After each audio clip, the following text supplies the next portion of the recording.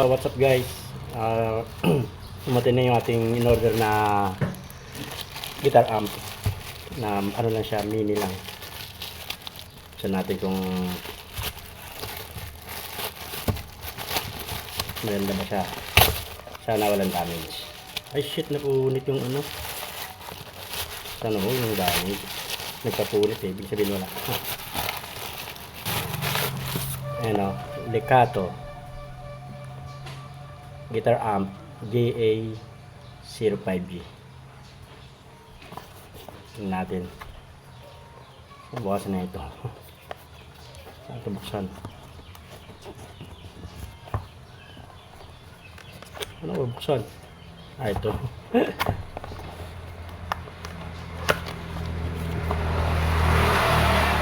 Ito siya guys, oh. May kasama na rin siyang cord. Type C yata ito.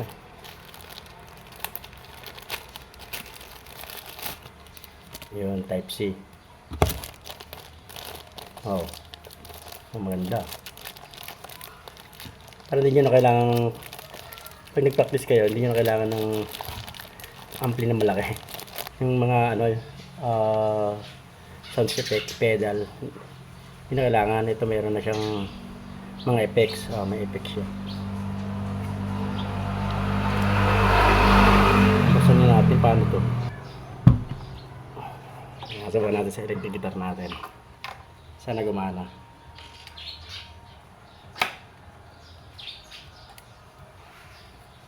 Ayun. Tignan natin kung gaano. Wow. Ulim natin to.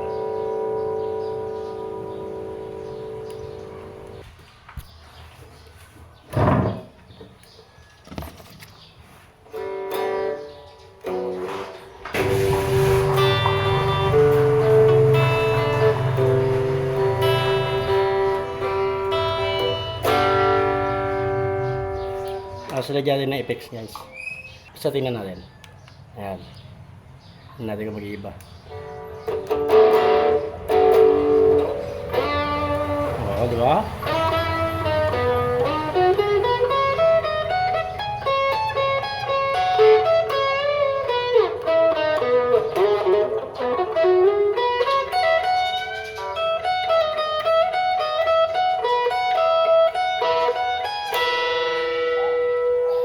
Tapos meron pa siyang isa.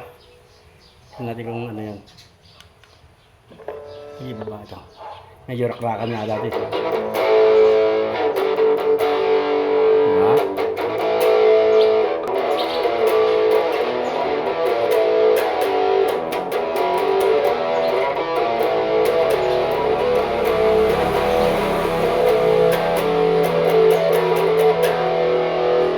Okay na rin, diba?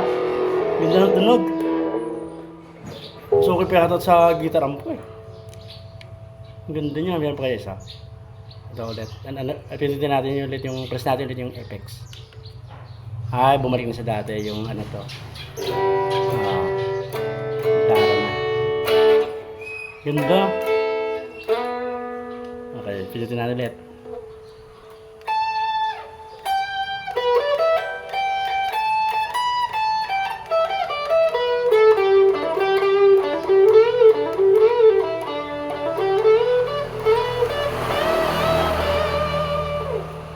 Ayos.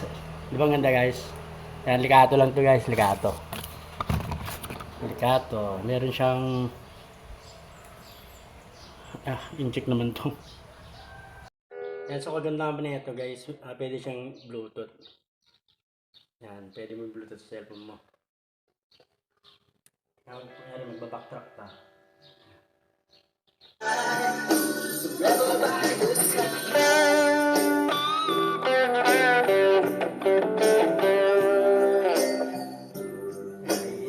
Taas muna natin konti.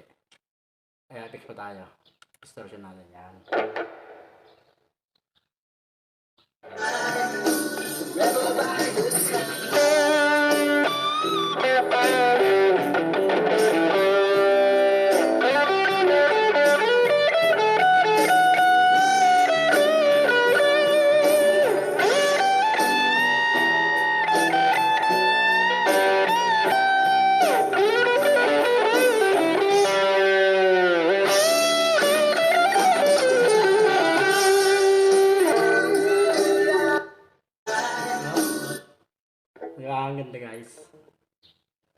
Yan, sa Likato lang to guys. Mura lang ko siya nabili. Pwede na pang practice.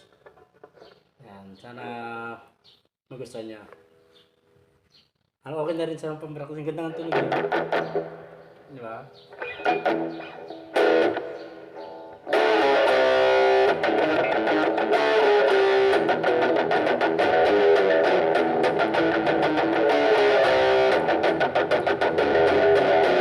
Ganda eh.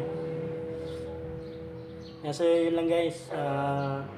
Bili na rin kayo para ma-experience nyo rin.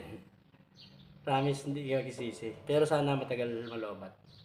Kasi ano naman siya, chargeable na. Yun lang guys. Thank you. Bye.